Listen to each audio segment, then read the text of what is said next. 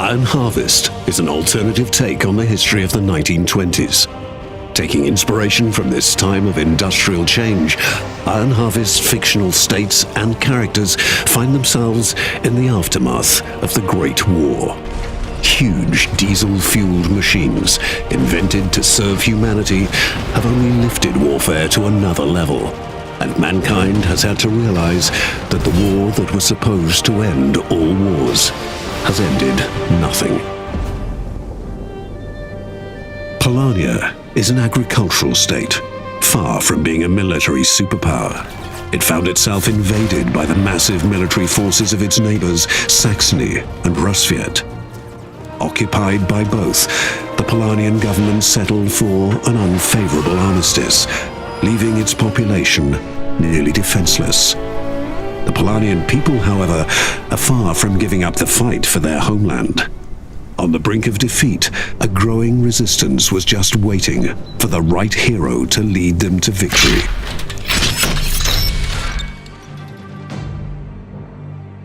The Polanian rebels are split into several resistance cells and are fighting an unconventional war against the heavily armed forces occupying their homelands. This leads to very special troop characteristics. The Polanian mech lineup shows significant differences compared to the enemy troops. Having neither the technology to equip them with superior weaponry nor the necessary resources to give them heavy armor, the Polanian troops specialize in speed when entering the battlefield. With its long legs and relatively light frame, the PZM-7 Smiley is one of the quickest mechs in the game. Whilst reconnaissance is the first and foremost aspect of this unit, it is equipped with a high-range cannon, perfect for taking out damaged enemy units from afar. If the Smiley finds himself in the undesirable situation of close combat, the engineers have equipped him with one last resort: a huge bayonet.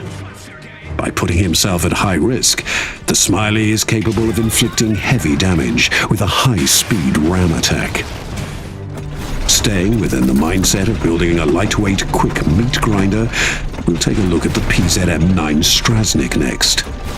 Being mocked by enemy forces as a walking trash can, their laughter stuck in their throats when its two massive side-mounted double-barrel machine guns open fire. Being able to move and fire at the same time makes the Straznik the predestined anti-infantry weapon of the Polanian army. Its bullet storm ability increases the mech's fire rate and showers nearby enemies with deadly projectiles.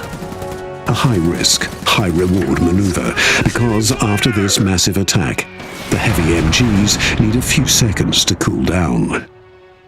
Unmatched in its unique combination of speed and heavy armor is the latest stroke of genius of the Polanian engineers, the PZM-16 Soth.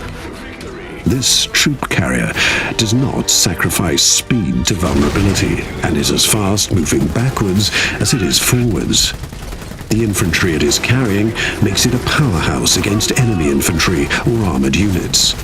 Equipped with a roof-mounted 360-degree mortar, it inflicts damage on a wide radius around it. Even more so when it switches to stationary mode and boosts its defenses and combat strength. But sometimes it's not the heavy-stomping, devastating, raw power of a war machine that's the right man for the job. They call her the Polanian Joan of Arc, Anna, a young Polanian freedom fighter.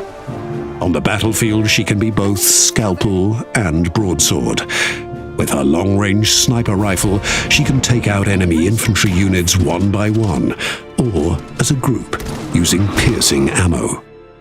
If the enemy soldiers get too close, her pet bear Wojtek will rip them apart. The situation is bad, and is about to get even worse for the Polanian people. The Polanian resistance is fighting a more and more hopeless fight. Their only hope is peace, but there are hidden powers trying to refuel the conflict and reignite the war.